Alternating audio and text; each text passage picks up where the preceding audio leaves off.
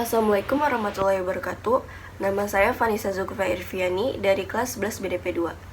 Di sini saya akan mempresentasikan 3 materi bisnis online. Materi pertama yaitu proses pembuatan website. Tentunya dalam proses pembuatan website ada langkah-langkah. Langkah pertama yaitu tentukan jenis website Anda. Kita perlu mengetahui dan menentukan jenis website yang akan dibuat berdasarkan apa yang ingin dicapai. Dengan memiliki tujuan yang jelas, maka langkah-langkah pembuatan website berikutnya akan menjadi lebih efisien. Contoh jenis website yang populer: toko online, portofolio, personal blog, forum, dan news portal. Langkah kedua, tentukan platform website.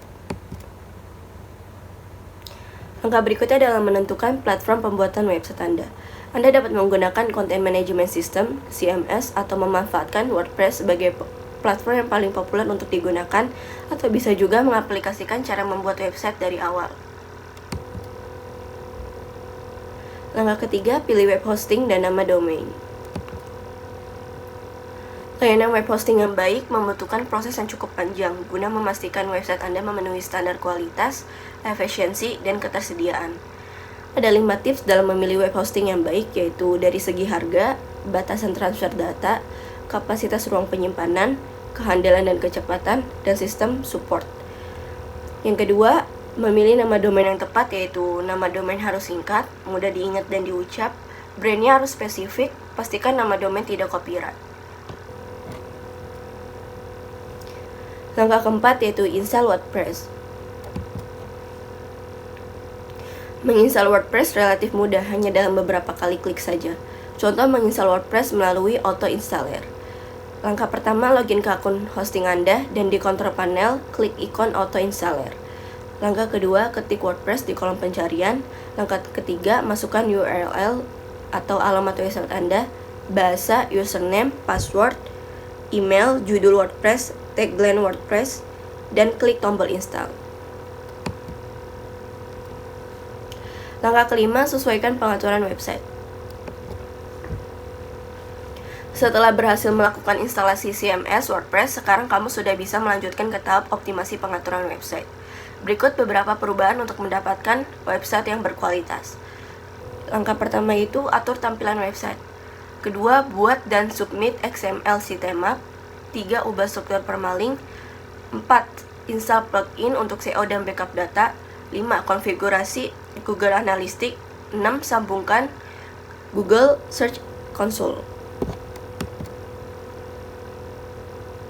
Sekian materi proses pembuatan website. Terima kasih. Materi berikutnya yaitu materi kedua, email. Apa itu email? Email, electronic mail, adalah sebuah fasilitas komunikasi dalam internet yang berfungsi mengirim surat secara elektronik serta dapat menjangkau ke seluruh dunia. Jenis-jenis email. 1. Popmail. Popmail, Post Office Protocol, adalah jenis email yang didapatkan oleh pengguna dari ISP yang menjadi langganan atau alamat email pekerja yang diberikan perusahaan kepada pegawainya. 2. Webmail adalah email yang berbasis website. Dengan kata lain, pengguna email hanya bisa membuka email miliknya, maka ia harus membuka halaman situs penyedia layanan email tersebut. 3. Forward mail adalah jenis layanan email yang memforward atau meneruskan email yang diterima pengguna ke alamat email yang lain. Biasanya, forward mail hanya digunakan oleh mereka yang sering berganti alamat email. Fungsi email. 1. Mengirim dan menerima pesan. 2. Sebagai identitas diri. 3. Untuk mendaftar diri di berbagai situs. 4. Email untuk media pemasaran atau berbisnis. 5. Mengirim dan menerima segala bentuk file. Kelebihan email: dapat diakses di situs web, tidak perlu ke kantor pos. 2. Pengiriman cepat. 3. Biaya relatif sangat murah. 4. Hemat sumber daya. 5. Sarana komunikasi yang global. 6.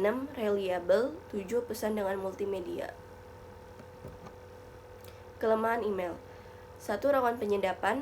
2. Adanya pemalsuan identitas. 3. Banyak sampah email. 4. Bergantung koneksi internet dan perangkat elektronik yang pintar. 5. Memicu kesalahpahaman atau salah kirim. Terima kasih. Sekian materi email. Selanjutnya materi ketiga, materi terakhir, yaitu media sosial.